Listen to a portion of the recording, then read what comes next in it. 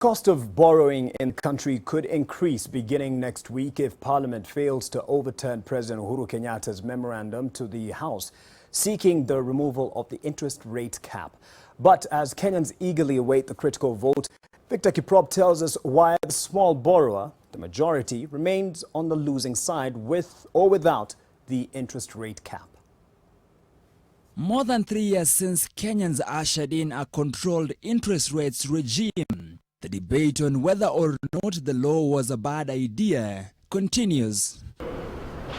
Following President Uhuru Kenyatta's memo to Parliament to have the cap removed, the House is set to vote on whether to adopt the memo or shoot it down. A total of 233 members of Parliament will be needed to defeat the President's memo. I know there are some members of Parliament who are not happy with the President's memo.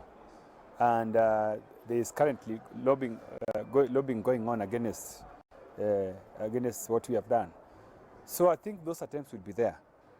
But I think for me, I am very certain, just like the last year's finance bill, that we will be able to get numbers. The National Assembly's Finance and National Planning Committee has already backed the President on the matter, with the condition that the loans advanced before the cap is lifted are not affected. As the country prepares to bid goodbye to the interest rate cap and welcome the return to costly loans, experts concede that for as long as the government continues to borrow from the domestic market, smaller borrowers will always be on the losing side, either on account of affordability or availability. This Parliament has already increased the debt threshold, which means the government is going to increase appetite for borrowing. There is no option that